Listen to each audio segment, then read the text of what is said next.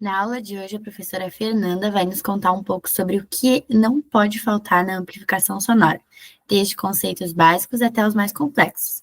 Então, se você ficou interessado, é só continuar assistindo. E não esquece de curtir, compartilhar e enviar para quem também precisa entender um pouco mais sobre esse assunto. Esse vídeo conta com o apoio da Clínica de Fonoaudiologia Auditivo. A Clínica de Fonoaudiologia Auditiva presta serviço com profissionais qualificados e todo o equipamento necessário para os serviços de audiometria tonal, audiometria vocal, logoaudiometria, imitanciometria, testes de função tubária, emissões otoacústicas transientes, avaliação do processamento auditivo central, acufenometria, testes otoneurológicos clínicos, audiometria ocupacional, perícia em audiologia, documentos ocupacionais, potencial evocado auditivo, neurodiagnóstico, pesquisa de limiar em frequência específica com estímulo tone burst e ou chirp, estado estável para pesquisa de limiar por frequência específica, eletrococleografia, média latência e longa latência. Gente, então a gente recebe com muito carinho e com muita gratidão desde já a professora Fernanda Aurélio Patati. A professora Fernanda está aí há 4 anos contribuindo muito e abrilhantando a formação da audiologia, tanto no diagnóstico, mas principalmente na área das próteses auditivas. A professora Fernanda é graduada pela nossa universidade, mestre em estudos da comunicação humana pela nossa universidade, tem doutorado em fisiopatologia médica pela Universidade de Brasília, UNB. Atualmente, ela é professora adjunta da nossa instituição, atuando no curso de graduação, no programa de pós-graduação, coordenando o programa de pós-graduação e coordenando também o NEPSA, que é o Núcleo de Estudos em Pesquisa sobre Próteses Auditivas. Professora Fernanda, muito obrigada por, em meio a tantas demandas e tarefas, você separar um tempo e estar aqui conosco, contribuindo na formação dos nossos estudantes, de pessoas que nos acompanham aqui, acompanham o nosso trabalho. E eu passo a palavra para você. Obrigada, prof, por contribuir com o projeto. Eu que agradeço, muito, muito obrigada, que apresentação linda. Tudo bem, prof, tudo certo. Eu quero agradecer muito o convite de vocês, para mim é uma honra, é muito bom poder estar aqui com vocês, poder contribuir um pouquinho que seja e sempre aprender. Então, né, a minha missão de hoje é falar sobre amplificação sonora, o que não pode faltar nesse processo, né? E aí eu peço desculpa se eu me tornar repetitiva para quem já teve aula comigo, porque eu faço o possível para não deixar faltar nada em aula. Então, tudo que eu vou falar hoje, em algum momento vocês já ouviram eu falar, não tem grandes novidades. Se não ouviram, irão ouvir eu falar, tá? Então, para quem está comigo já aí nessa caminhada, eu acho que é interessante reforçar, igual quando a gente vai para congresso, a gente assiste as palestras, chega ao final e tu diz assim, ó, não aprendi nada de novo, mas que bom, eu vejo só que eu estou no caminho, né? Então, estamos trazendo o melhor que a gente pode com o que a gente tem de tempo, de estrutura e tudo mais, né? Então, quando a gente chega no final e vê que às vezes as informações, em algum momento eu já vi, é porque eu estou aí submerso num local, numa instituição, com professores que me trazem toda a informação que eu preciso, tá? E aí, o meu primeiro slide agora vai vir uma coisa que eu não consigo tirar das minhas aulas e eu preciso sempre trazer, né? Que é o principal motivo da gente reabilitar, né? Então, a gente não reabilita orelhas, a gente reabilita cérebros, a gente reabilita vidas, né? Então, quando a gente fala de reabilitação auditiva, eu não penso em uma orelha, uma avaliação audiológica, um aparelho auditivo e uma pessoa voltando a ouvir única e simplesmente, né? Eu preciso sempre lembrar dessa fala da Carol Flexer, que ela diz que as orelhas são as portas de entrada para o cérebro, porque é exatamente isso que a gente faz quando a gente trabalha com reabilitação, tá? A gente não reabilita orelhas, a gente reabilita cérebros, a gente estimula cérebros, né? Eu acho que já está muito evidente, os estudos deixam muito claro o quanto a perda auditiva não tratada impacta negativamente na cognição, né? Então, leva a um declínio cognitivo, a demência, Alzheimer, né, e essas patologias que estão vinculadas a declínio cognitivo, tá? Assim como, e graças a Deus, existe a plasticidade do bem, que também tem vários estudos que comprovam que a perda auditiva, então, quando tratada independente da idade, ela tem a neuroplasticidade funcionando, e é exatamente isso, independente da idade. Então, eu acho que isso é bem interessante a gente lembrar que quando a gente reabilita cérebros, e independente da idade, nós vamos ter um bom... a plasticidade agindo, tá? Claro que alguns mais, alguns menos, porque depende de um todo, tá? E aí, só para colocar aqui para vocês o porquê dessas cores, que muitas vezes nas minhas aulas eu trago, porque é realmente isso que os pacientes relatam. Quando eles entram em reabilitação auditiva, eles falam muito assim para a gente: você trouxe cor para a minha vida estava preto e branco, eu voltei a ver tudo colorido.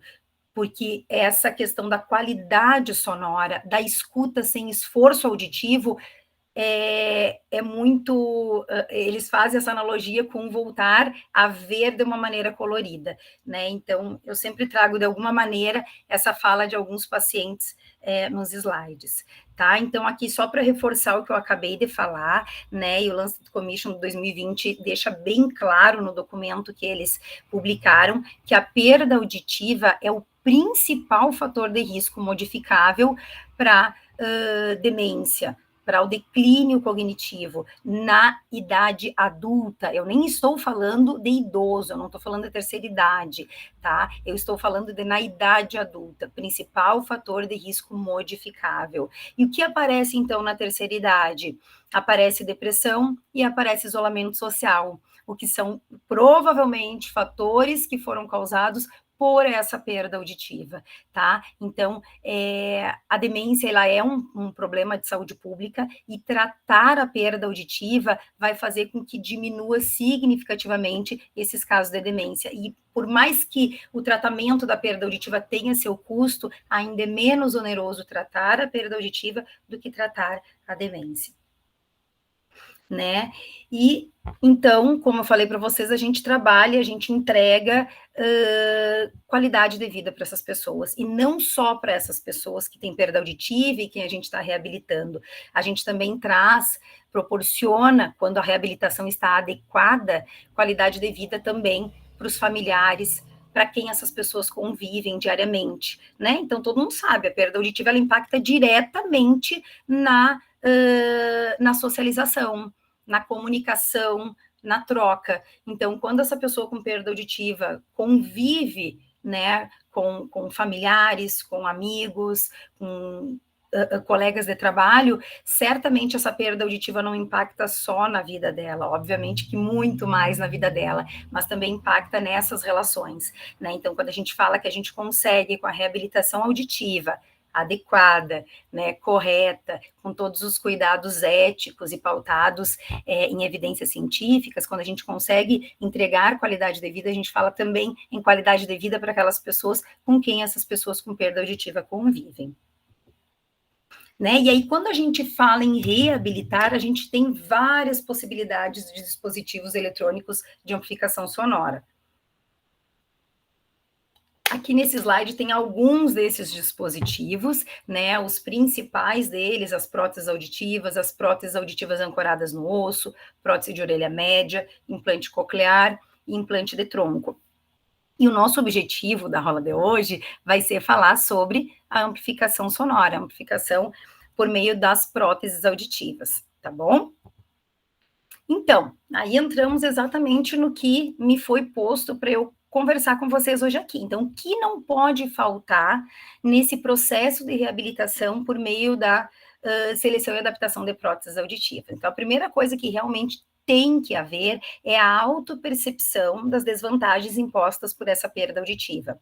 Então, é inviável a gente obter sucesso num processo de reabilitação, por melhor profissional que eu seja, por mais tecnológico e melhores sejam os aparelhos que eu trabalho, se a pessoa que chega até mim não percebe as desvantagens impostas pela perda, se essa pessoa não percebe que ela tem uma dificuldade auditiva e que ela precisa ser ajudada. Assim como em qualquer patologia que o paciente chega para a gente porque foi um familiar que trouxe, mas ele não entende que ele precisa de ajuda, o tratamento não vai para frente. Então, a primeira coisa, né, é o handicap auditivo, que é essa autopercepção dessas desvantagens, desses impactos causados pela perda auditiva. Então, é a pessoa se perceber e entender que as dificuldades que ela tem são, sim, em virtude da perda auditiva. E não porque o falante com quem ela conversa não fala declaradamente, não porque ela tem dificuldade só em ambiente ruidoso, mas em ambiente silencioso tá tudo tranquilo, então ela não tem uma perda auditiva, né? Então, é eles entenderem que a perda auditiva, ela não traz simplesmente a não percepção dos sons, mas que a não compreensão dos sons também é uma característica dessa perda auditiva.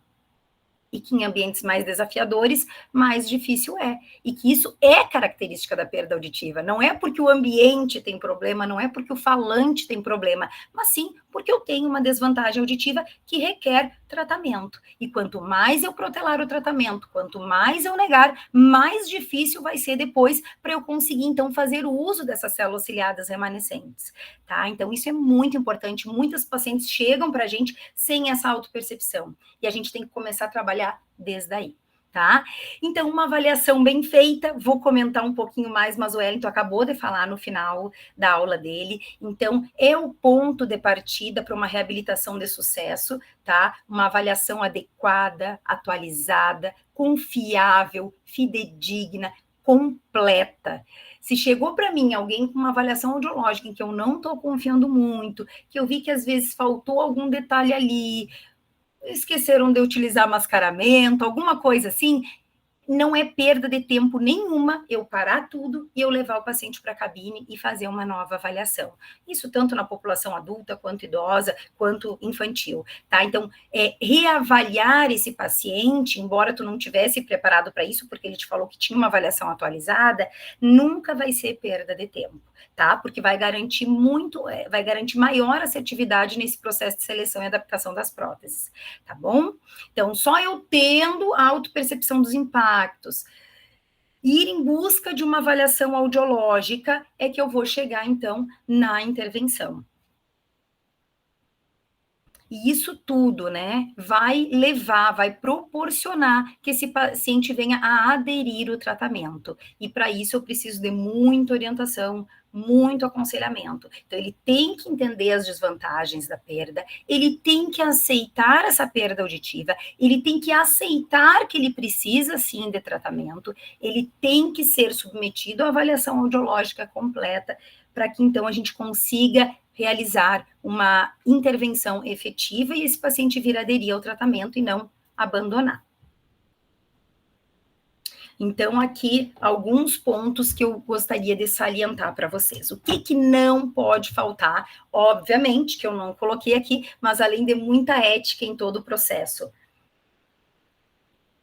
Atendimento individualizado, né? A gente fala muito hoje em atendimento centrado no paciente. É entender as necessidades, tanto auditivas quanto não auditivas desse sujeito. É entender por que ele está aqui, é porque ele quer ou porque a família quer. É entender como é que é essa vida dele, para que ele usa essa audição, quais são as demandas auditivas dele. Não tem receita de bolo. Eu posso pegar 2 pacientes da mesma idade, do mesmo sexo, com a mesma perda auditiva. Se eu não fizer todo o meu processo de reabilitação centrado nas necessidades dele, provavelmente eu vou culminar no insucesso desse processo de reabilitação, tá? Então, entender as necessidades desse sujeito para que eu possa intervir e entregar para ele o que ele precisa. Não o que ficou bom para um outro paciente, eu vou fazer igual para ele, tá? Então, entender as necessidades dele e adequar a necessidade dele esse processo de reabilitação.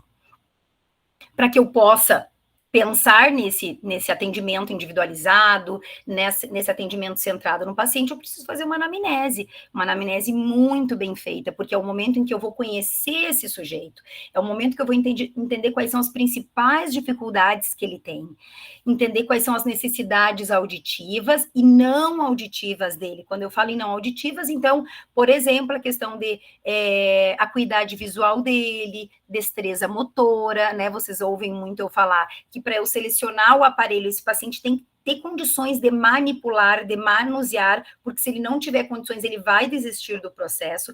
Para isso, eu tenho que ver como é que está essa qualidade visual desse paciente, como está a destreza motora desse paciente, como está a questão cognitiva deste paciente, tá?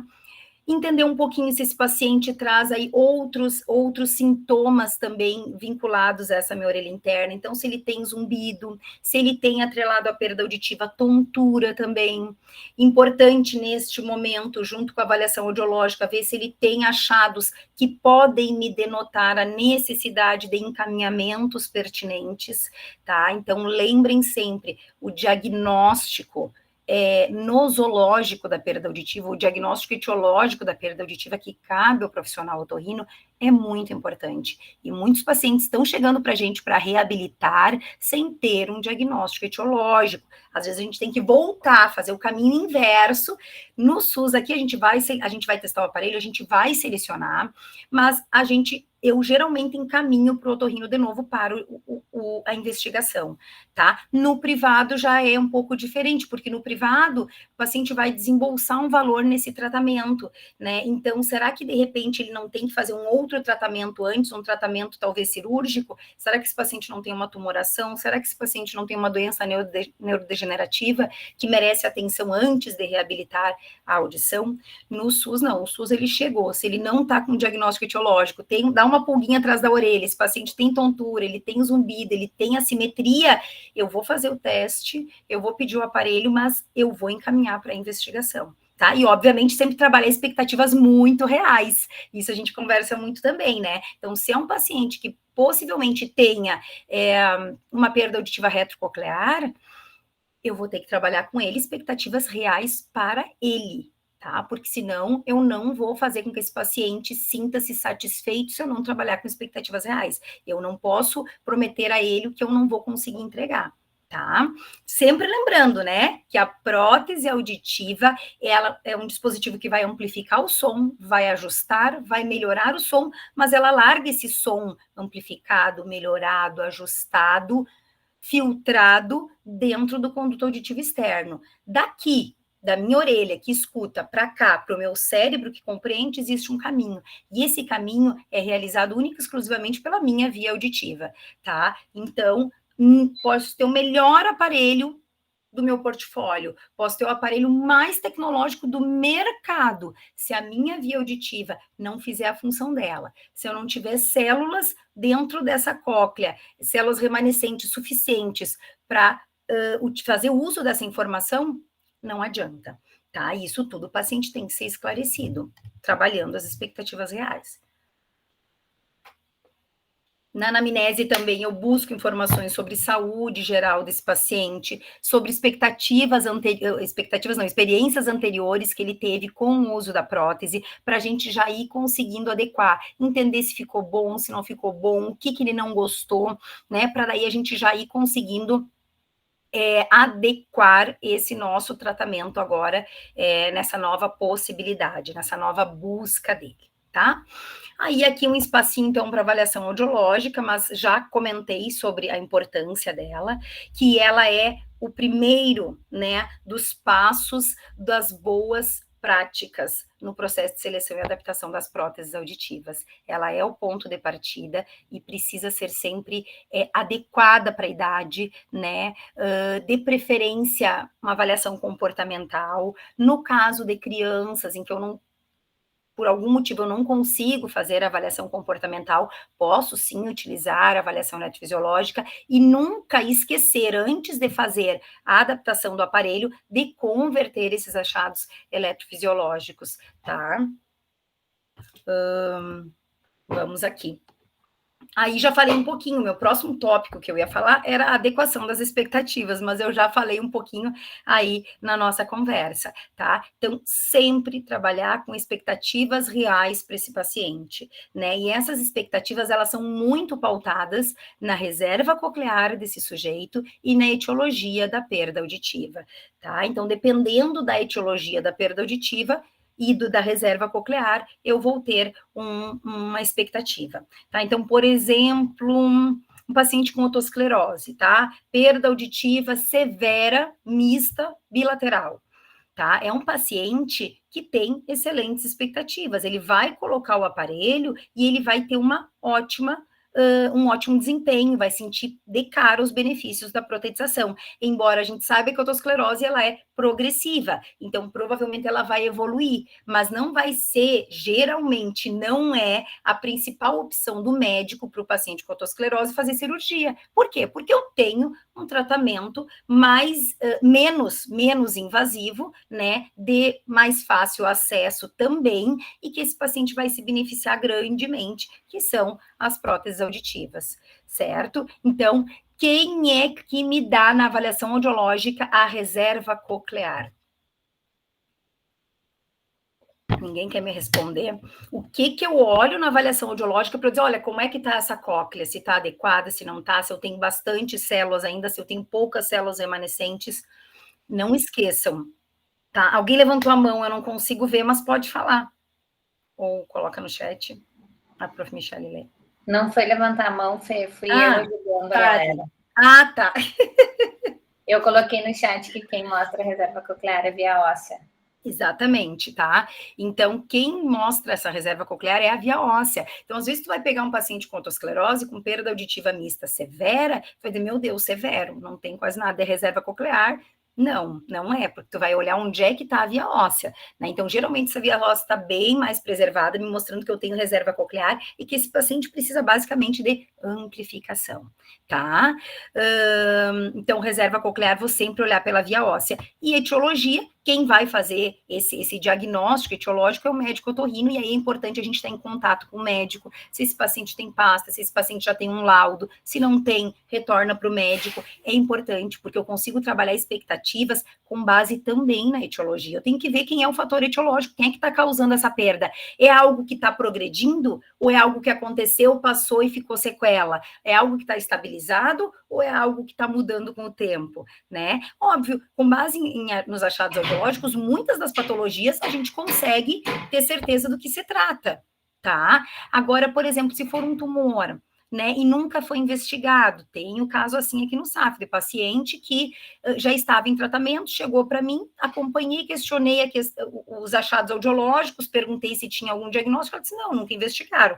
Voltou para o otorrino pediu exames de imagem e foi diagnosticado uma tumoração, e essa pessoa está acompanhando, mas está com prótese. Mas é importante eu saber, porque se há alguma questão retrococlear, eu vou ter que dizer para ele, olha, seu João, no seu caso, ficar com o aparelho auditivo é melhor do que ficar sem. Mas como o seu problema, e vou mostrar numa figura, está situado após a cóclea, prejudique esse caminho, então provavelmente o seu benefício, o seu ganho com o aparelho não seja tão grande quanto uma pessoa com mesma perda auditiva que não tem esse problema após a cóclea, né? Então, é importante adequar as expectativas, tá? Então, quem é meu aluno, foi meu aluno, sabe que eu falo muito sobre isso, tá?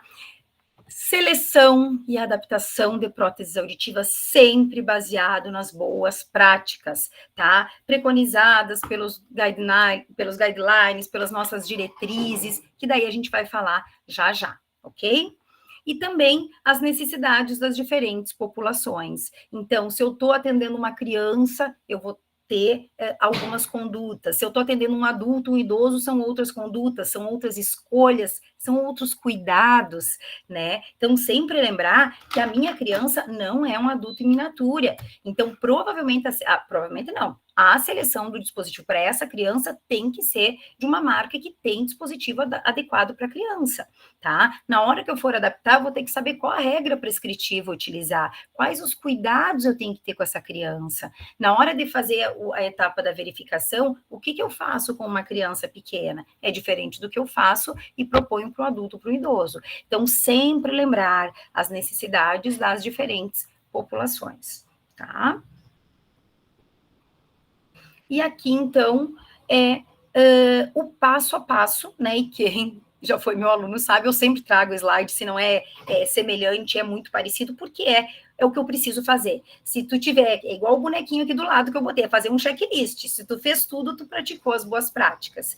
Então, o processo de seleção e adaptação de asa, ele inicia com uma boa avaliação, com um diagnóstico dessa perda e, preferencialmente, junto com o diagnóstico etiológico, o diagnóstico nosológico realizado pelo otorrino, tá bom? Depois, então, vem as etapas de seleção e adaptação das próteses auditivas, a etapa de verificação, física e eletroacústica, etapa de validação, que é a avaliação dos resultados, e nós já vamos falar um pouquinho sobre cada uma delas, e o segmento, esse acompanhamento. Não adianta o paciente vir, adaptar o aparelho e sumir, tá? Então, ele tem que fazer o acompanhamento. E todas essas etapas sempre muito permeadas por orientação e aconselhamento, tá? Então, orientação quanto ao uso, manuseio, higienização, aconselhamento sobre as consequências da perda, sobre a importância do uso consistente dos aparelhos auditivos, porque não adianta usar os aparelhos auditivos 1, 2, 3, 4 horas por dia. O uso tem que ser consistente, tem que ser mais de 8, eu digo mais de 10 horas por dia. Eu só aceito menos se o paciente for um paciente que dorme bastante, então eu sempre questiono o porquê, né, desse baixo uso. E eu trouxe aqui uma tabelinha que é do TCC da Brenda, não está atualizada, tá? Mas quando a gente tinha em torno de 170 respostas dos motivos do baixo uso das próteses auditivas dos nossos pacientes aqui do SAF, tá? Então é importante a gente ter esse conhecimento do que está causando o baixo uso para a gente saber o que fazer, que condutas adotar para fazer com que as pessoas venham aderir mais efetivamente ao uso das próteses auditivas, tá? Então esse slide aqui é o slide que tem que ficar na cabecinha de vocês. São todas as etapas que eu tenho que realizar, tá? Aqui tá a tabela que eu comentei com vocês, tá? Na época a gente tinha 170 respostas, isso aqui foi início de setembro, hoje nós temos muito mais respostas, muito mais sujeitos participando. Bom para o TCC da Brenda, ruim porque se eles vieram para a gente é porque eles não estão usando o aparelho, né? Então nós temos mais de 180 pessoas na amostra que estavam usando o aparelho menos de 8 horas por dia, né? Então não é um uso efetivo. No início de setembro, os principais fatores, principais motivos do não uso eram medo de estragar, perder, ou molhar com a chuva, cair, suor e baixa qualidade sonora. Então, vejam bem, a questão do medo de estragar, de perder, vai muito a questão de orientação. Se eu orientar adequadamente ele como deve ser realizado o uso, né, como deve ser realizada a inserção na orelha, a colocação adequada, os cuidados adequados, ele vai perdendo esse receio. Questão do suor, usar o desumidificador, chuva, se usar o guarda-chuvinha ali e conseguir usar o desumidificador à noite, tá tudo bem, tá?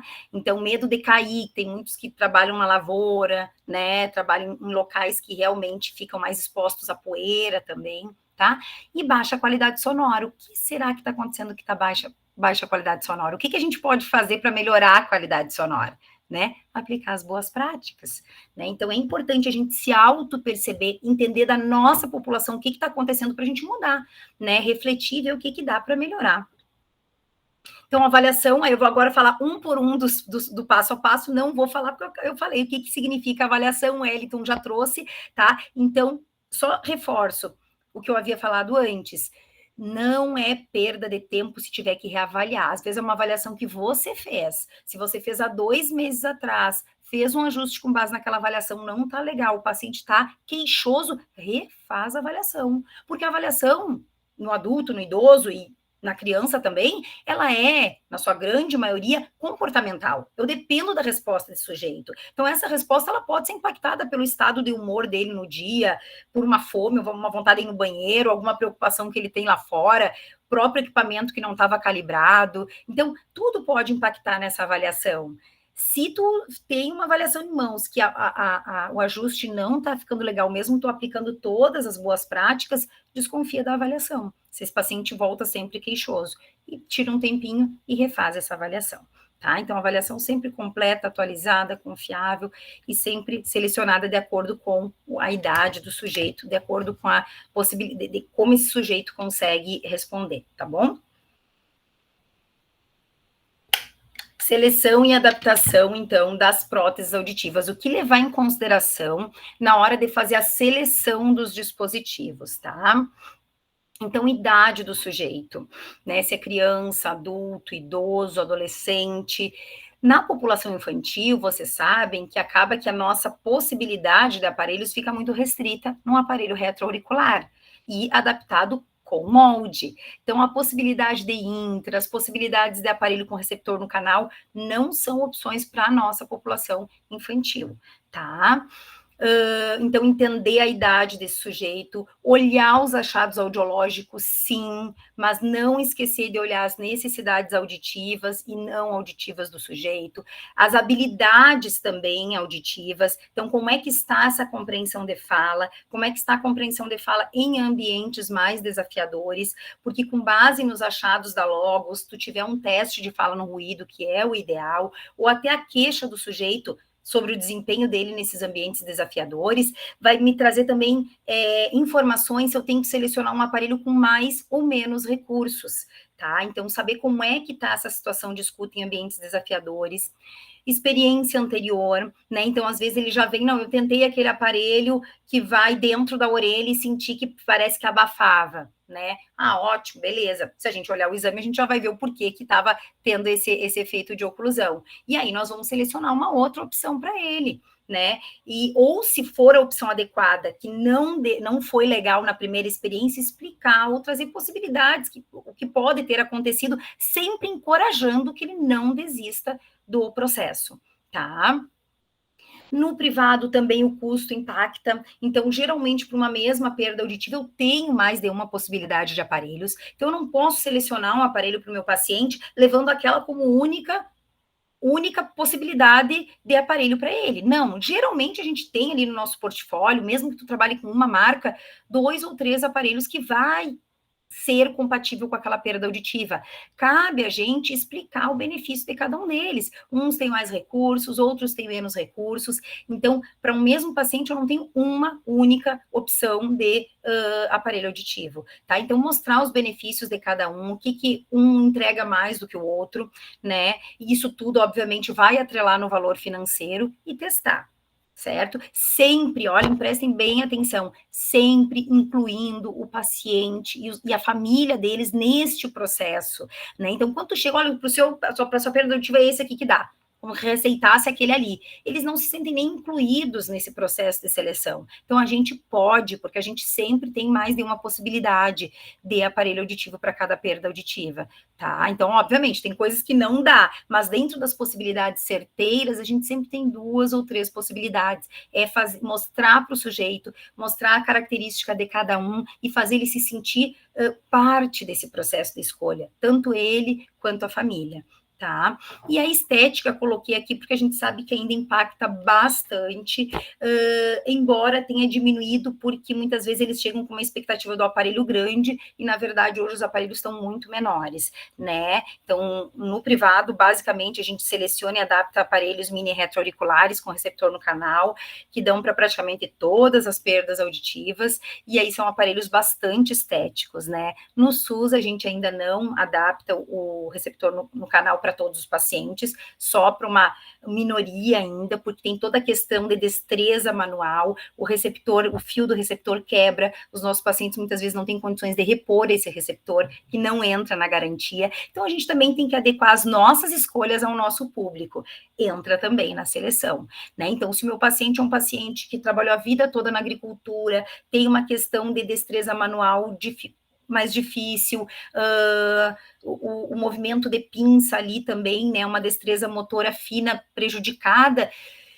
tem receio de mexer no aparelho porque é pequeno, se eu selecionar para ele um aparelho bem pequeno com receptor no canal, provavelmente teremos problemas aí com esse fio do receptor que vai quebrar e é um valor elevado para eles, né? E aí vai ficar complicado. Pacientes mais jovens, com destreza motora boa, que entendem a importância do cuidado com aquele fio, que entendem também que se quebrar o receptor, eles vão ter que repor e o custo é tanto. Se tiver tudo bem para eles, eles são candidatos, a gente vai selecionar.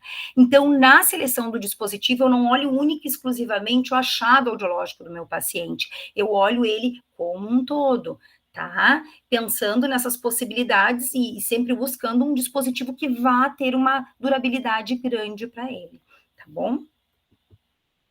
E com relação à adaptação, então, o que eu devo levar em consideração para alcançar uma boa adaptação? Volto aqui a falar, adequar as expectativas desse sujeito, tá? Sempre trabalhar com expectativas reais, verdadeiras. Selecionar a regra prescritiva adequada, lembram? Então, as regras prescritivas mais utilizadas na UNL2 e DSL, sendo que a DSL tem a infantil e tem a DSL para o público adulto e idoso. Selecionar o acoplador acústico adequado. Se eu escolhi um aparelho com receptor no canal, eu vou colocar ele nessa orelha como? Com uma oliva aberta, uma oliva fechada, uma tulipa, um micromolde, com ventilação ou sem ventilação? Ou quem sabe eu vou selecionar um retroauricular com molde, qual o modelo desse molde, com ventilação, sem ventilação, qual o material do molde. Então, tem toda uma seleção de características físicas que eu tenho também que pensar nesse processo de seleção e adaptação, tá? Utilização de algoritmos adequados, então os algoritmos vêm aí, são recursos que vêm para nos auxiliar, para otimizar a melhora, né, otimizar esse som que a gente vai entregar na orelha desse paciente, mas eu tenho que saber para que serve cada algoritmo, quando que eu vou selecionar cada um deles, e muito importante, tem vários recursos no aparelho auditivo do paciente, que se eu selecionar e colocar e ativar, eu tenho que também orientar ele como usar. Vou pegar aqui o mais básico de todos, que seria a ativação do botão de volume, tá? Então, se tu acha que para o teu paciente, que tu está atendendo hoje, o botão de volume liberado para que ele mexa, seja no aparelho, seja no aplicativo telefônico, se é importante, se é interessante para ele, pelo dia a dia, pelas necessidades dele, ótimo, libera esse botão de volume, mas aí tu tem que explicar muito bem para ele como ele faz uso desse recurso.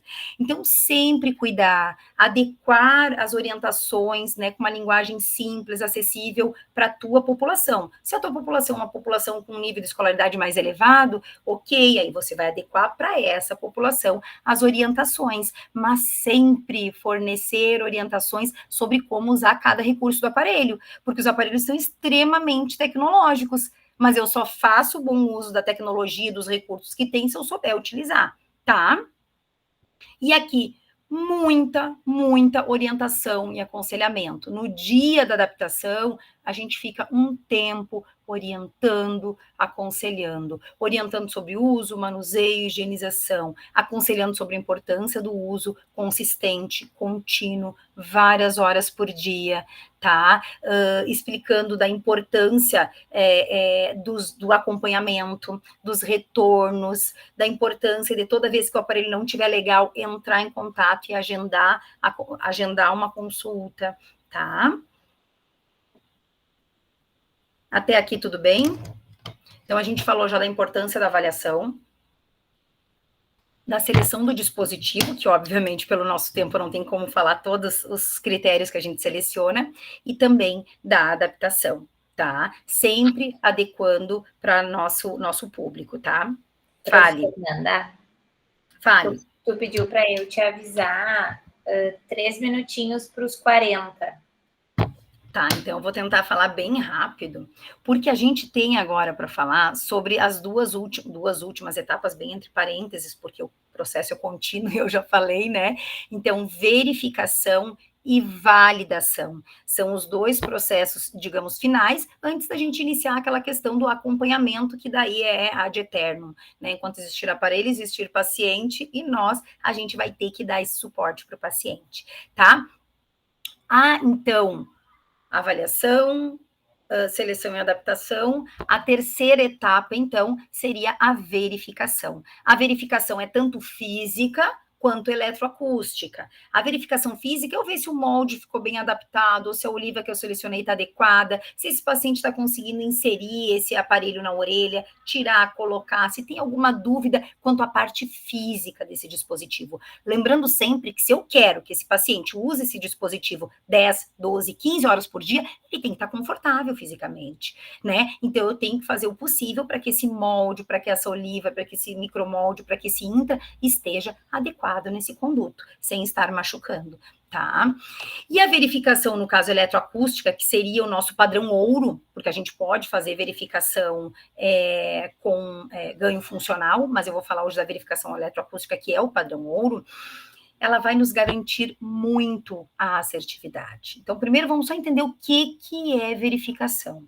A verificação eletroacústica, ela tem como principal objetivo me mostrar se aquilo que eu almejei, se aquilo que eu planejei no meu processo de seleção e adaptação da prótese, porque quando eu selecionei, eu olhei o audiograma, eu entendi esse meu paciente como um todo, eu tenho certeza que eu fiz a melhor seleção possível para fazer com que as queixas dele sumissem.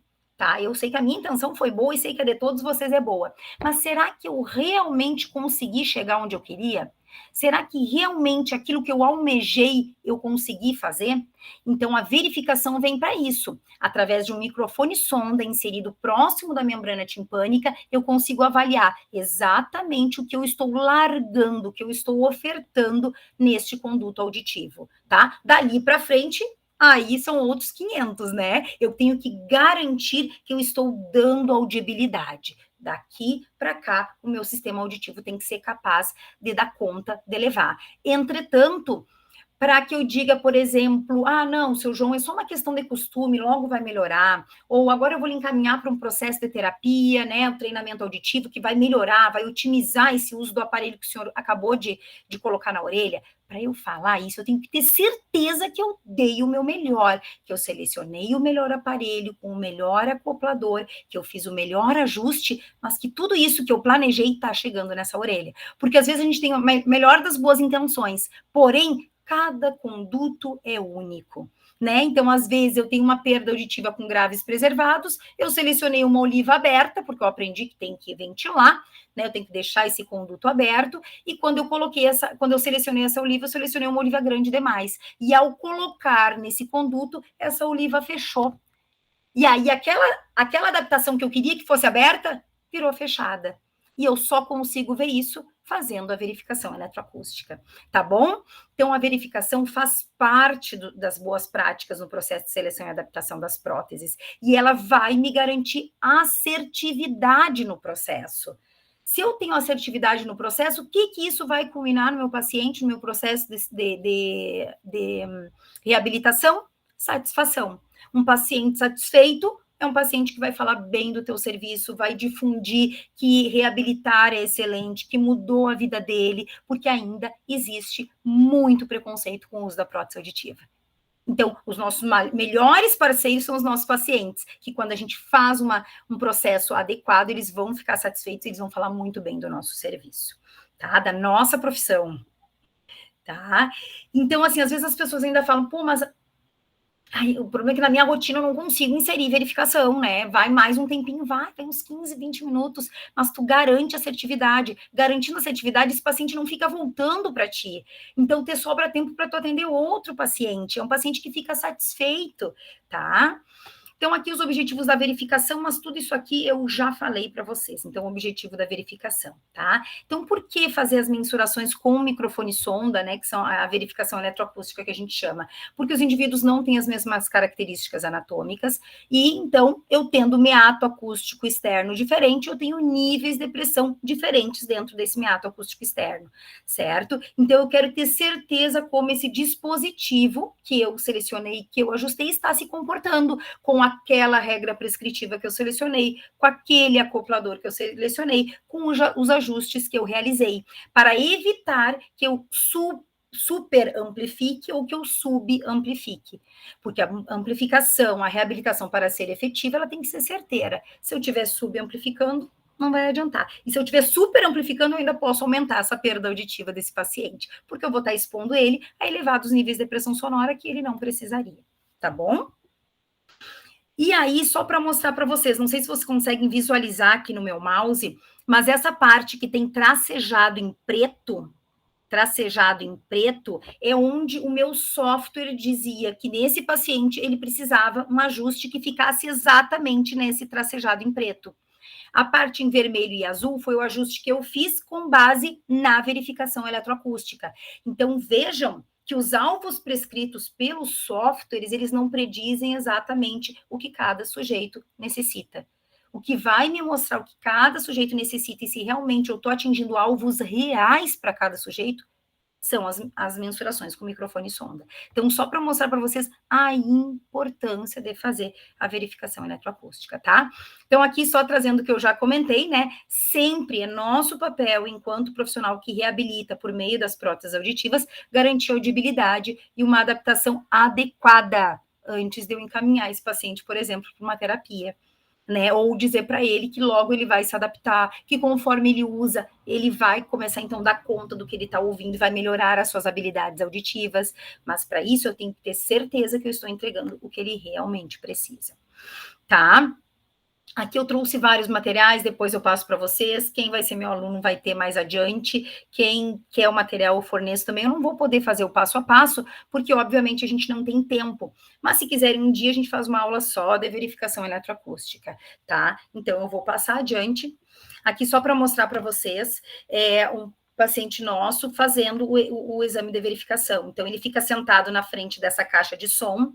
Aqui no conduto dele, a gente coloca o microfone sonda posicionado bem perto da membrana timpânica e a gente realiza 3 medidas. Uma medida sem aparelho, para verificar a ressonância natural dessa orelha. Uma medida com o aparelho desligado, tá? Então, um aparelho na orelha, mas desligado, para verificar a oclusão que esse aparelho está causando, certo? E uma medida com o aparelho na orelha ligado. Aí sim, para verificar o ganho que esse aparelho está dando para esse paciente, ou seja, o quanto de amplificação ele está fornecendo para esse paciente. Tá? Eu tenho que ter uma sala adequada, sem estar refletindo muito, esse paciente tem que ficar um pouco longe da parede ou de superfícies refletoras, né? Ele fica sentado de frente para a caixa de som. O posicionamento do tubo sonda é importante, esse posicionamento do tubo sonda, ele sempre vai entrar, deixa eu passar a próxima imagem aqui, ele sempre vai entrar pelo assoalho do meato acústico externo, tá? Então, a posição dele é pelo assoalho do meato acústico externo. Ele não pode ficar aqui em cima, tá? E esse tubo também não pode ficar reto assim. Então, o posicionamento é o meu equipamento aqui, o meu microfone de referência logo abaixo do lóbulo, tá? E a inserção do tubo sonda sempre realizado no meato acústico externo. Para que essa borrachinha, esse marcador preto? Para que eu saiba exatamente a posição desse tubo e para que eu faça as 3 medidas sem aparelho, com o aparelho desligado e com o aparelho ligado, com essa medida, com esse marcador no mesmo lugar. Porque o ideal é eu ter as 3 medidas com o tubo sonda na mesma posição.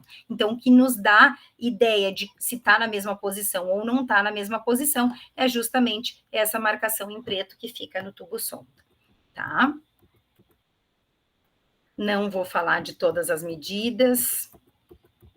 E aí, só para mostrar para vocês rapidinho, na REUR, que é a nossa medida sem aparelho auditivo, tá? Real Ear United Response. Ele é uma medida sem o aparelho na orelha. Nessa medida aqui eu consigo ver se o meu tubo sonda está perto da membrana timpânica ou não. Então, quanto mais para baixo dessa linha de base, nesse tracejado aqui, que esse é o tracejado que eu encontro na ressonância natural da orelha, que eu encontro na minha REUR, tá? Se ele passar da minha linha de base, ou seja, da onde o tracejado começou, significa que ele está distante da minha membrana timpânica. Quanto mais próximo da minha membrana timpânica, eu acho que eu tenho aqui, ó, quanto mais próximo da minha membrana timpânica estiver o meu tubo sonda, mais positivo tá esse final aqui desse traçado, tá? Quanto mais para baixo, mais longe, quanto mais para cima, mais perto. Aí, a Interacoustics lançou há pouco tempo, não tanto, um novo equipamento, que é o Affinity Compact, que ele também dá direitinho, ele preenche essa barrinha aqui de verde quando o tubo sonda está bem posicionado, ou seja, está lá perto da membrana timpânica. A resposta dessa orelha ocluída, que é a nossa REOR, e aí por que é importante, né, verificar uma medida de uma orelha fechada, de uma orelha ocluída sem amplificação. É muito importante para ver se o meu acoplador acústico está fazendo o que eu quero que ele faça. Se é uma oliva aberta, eu quero que esteja aberta. Se é uma oliva fechada, eu quero que esteja fechada. Se é um molde com ventilação, eu quero que esteja ventilando. Se é um molde sem ventilação, eu não quero que esteja ventilando. Então, assim, ó, a REOR, ela é uma medida feita para mensurar a funcionalidade do meu acoplador, se ele está fazendo o que ele se propõe a fazer, tá bom? Então, sempre que eu tiver uma oliva aberta e realmente estiver aberta, a medida da minha REOR é muito igual à medida da minha REUR, ou seja, quando eu estou com a minha orelha ocluída, que na verdade ela não está ocluída, porque se eu quero fazer uma adaptação aberta, ela tem que ficar aberta, a minha REOR, ou seja, com o aparelho desligado na orelha, é muito igual à minha REUR. Porque se eu estou falando que eu estou fazendo uma adaptação aberta, o traçado tem que ser igual ao traçado da REUR, que é sem aparelho na orelha. Tá? Então, deixa eu só mostrar para vocês. Aqui, aquele traçado com amplificação ali entre 2 e 4 mil hertz é um traçado da REUR, que mostra a ressonância natural da orelha. Quando eu coloco um molde fechado nesse conduto, ele vai perder completamente aquela ressonância, ele vai ficar um traçado reto ou para baixo. E aí, aqui, ó, um exemplo de adaptação aberta, em que a minha REOR fica basicamente igual à minha REUR. Aqui, esse tracinho aqui em vermelho bem clarinho, fininho, é a minha REUR. É o meu traçado sem aparelho na orelha, tá? E esse traçado mais escuro aqui, como se estivesse em negrito, é a minha REOR, já é com o aparelho na orelha, porém desligado, me mostrando que tanto com o aparelho desligado como sem o aparelho, a ressonância é muito parecida, tá? Me mostrando que sim, eu estou ventilando esta orelha, eu estou proporcionando para esse sujeito aqui uma adaptação aberta. Então, se esse é teu desejo, parabéns, tu atingiu o que tu gostaria. Agora, se não era o teu desejo, opa, tá na hora de rever. Teu acoplador tá aberto demais para o que tu queria, tá? Aqui, então, a resposta desse dispositivo na orelha, Real Ear Aided Response, que é a nossa REAR, tá? Que é essa medida realmente com o aparelho na orelha, o aparelho ligado. Eu faço 3 medidas, em 55, 65 e 75 dB. Ou seja, eu consigo verificar como eu estou entregando essa amplificação para sons fracos, médios e fortes. Eu consigo fazer todo esse cuidado, eu consigo ajustar diferentes sons de entrada, tá? E o meu objetivo é ajustar esse aparelho auditivo de modo que a minha linha vermelha ou azul neste software aqui fique sobre o meu alvo da verificação, que é aquele tracejado bem fraquinho que está ali atrás. Também tem vídeo, não vou mostrar. E aí, vamos passar para a validação. Então, só fazendo um fechamento da verificação. A verificação, ela tem o principal objetivo de ver se o que eu planejei para o meu dispositivo está sendo realizado ou não. A verificação é uma medida para ver se o desempenho do dispositivo está adequado. Eu estou avaliando o desempenho do aparelho auditivo. A validação, eu mensuro o desempenho do meu sujeito usuário de próteses no dia a dia dele. Então, a validação, ela verifica se esse paciente está percebendo os benefícios da prótese auditiva no dia a dia, se ele está satisfeito com o uso dessa prótese, se ele voltou a fazer as atividades que ele havia deixado de fazer por causa da perda auditiva, tá? Então, avalie esse desempenho do sujeito no dia a dia dele. Enquanto a verificação avalia o desempenho da prótese na orelha do sujeito. E existe ainda muita confusão entre verificação e validação. Tá? Então, tem que ficar bem claro. Verificação, desempenho do aparelho na orelha do sujeito. Será que o que eu queria e o que eu almejei eu consegui entregar para ele? Validação, desempenho, benefício, satisfação desse meu sujeito no dia a dia dele. Será que eu consegui fazer com que esse sujeito, com essa prótese auditiva, com esse ajuste, voltasse a fazer as atividades que ele antes fazia e parou de fazer por causa da perda? Será que eu entreguei novamente esse sujeito para a sociedade? Esse é o processo de validação. Não vou passar tudo também. Aqui só para mostrar para vocês o quanto é importante fazer verificação e validação. Aqui um breve estudo que mostrou que quando as pessoas realizam verificação e validação, a taxa de retorno é muito baixa. Quando não faz nem verificação e nem validação, quando o ajuste é muito mais pautado na subjetividade, a taxa de retorno sobe bastante. Tá? Então, qual o meu objetivo? É o paciente ficar bem, voltar para o dia a dia dele, para as atividades dele, ficar satisfeito, sentir os benefícios do aparelho, não ficar voltando para ajuste. Para isso, eu aplicar as boas práticas e fazer as etapas de verificação e validação são muito importantes. Tá? Não vou falar tudo isso, só para explicar para vocês que a validação eu posso mensurar através de medidas subjetivas ou medidas objetivas. As subjetivas são questionários de autoavaliação, tá? Que eu mensuro benefício e satisfação desses usuários, e as medidas objetivas, geralmente, os testes de reconhecimento de fala.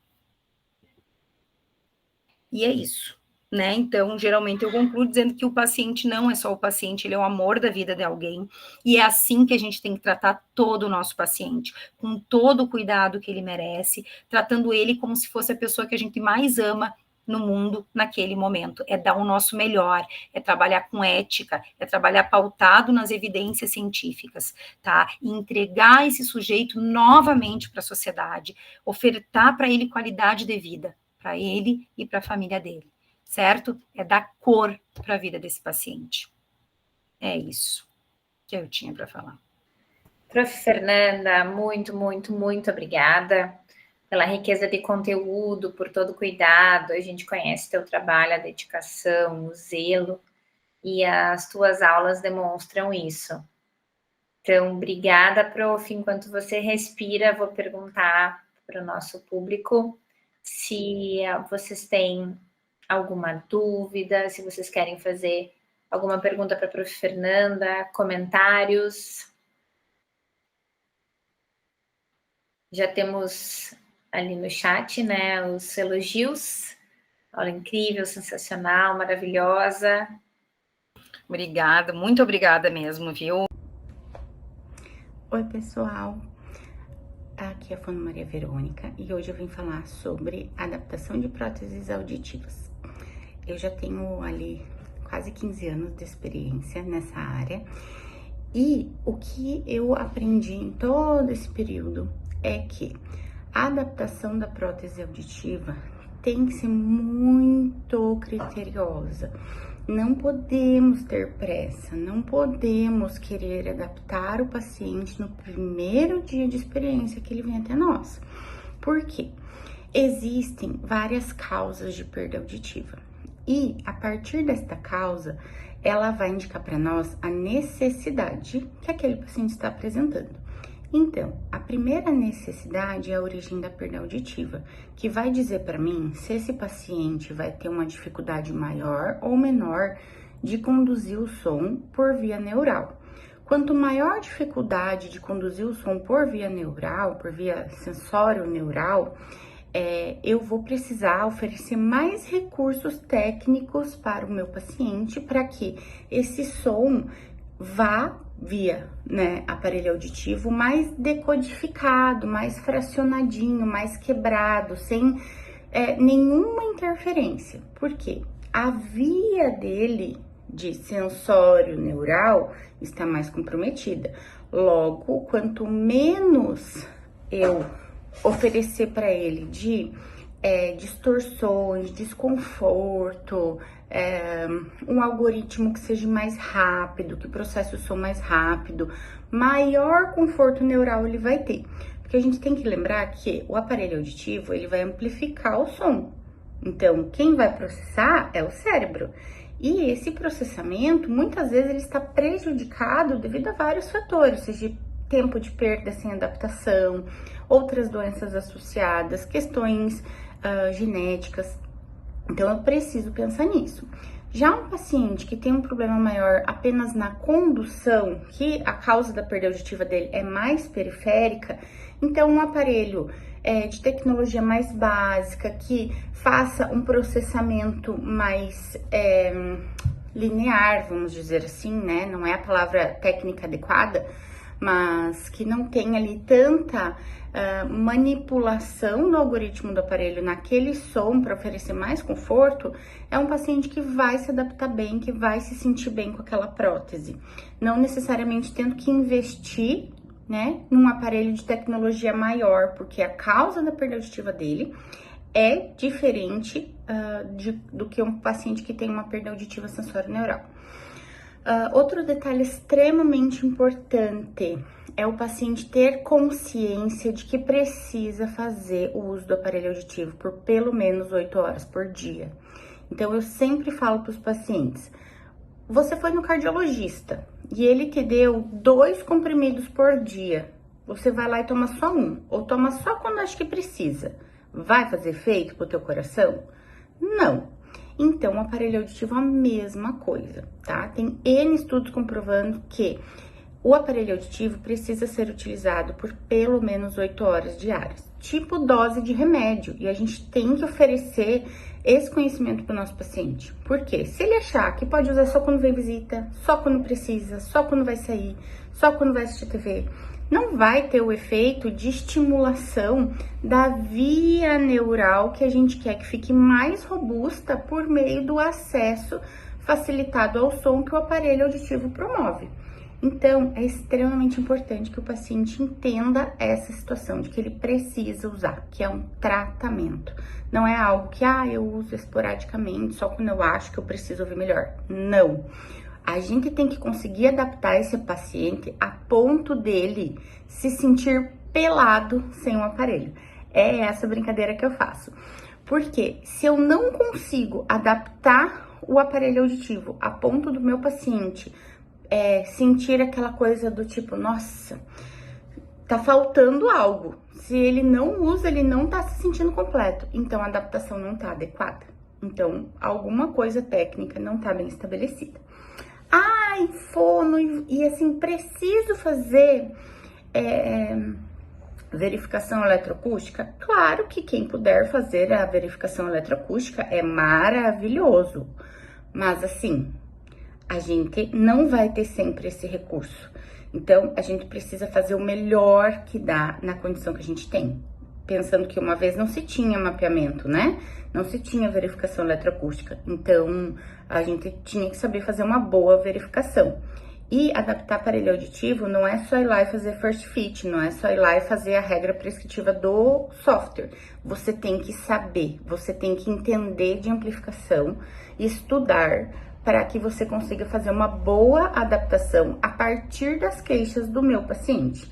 Porque o meu paciente vai trazer queixas e eu tenho que entender de maneira eficiente o meu aparelho auditivo, o software, a marca com que eu trabalho, para conseguir promover uma boa adaptação, uma adaptação adequada para o tratamento auditivo daquele paciente. Lembrando, é um tratamento, não é uma venda, é um tratamento. E o paciente precisa estar consciente disso, certo? Essas eram minhas contribuições para hoje. Espero que eu tenha conseguido auxiliar na formação de vocês. E até mais. Tchau, tchau. A Clínica de Fonoaudiologia Auditiva conta com os seguintes tratamentos: reabilitação vestibular, tratamentos para tontura, tratamentos para o processamento auditivo central, tratamento para amenizar o zumbido e tratamento para a disfunção tubária. Esperamos muito que esse vídeo tenha te ajudado. Não se esqueça de se inscrever no nosso canal e enviar esse vídeo para quem também precisa entender um pouco mais sobre esse assunto. Se você ainda estiver com alguma dúvida, pode ficar à vontade para nos perguntar nos comentários abaixo.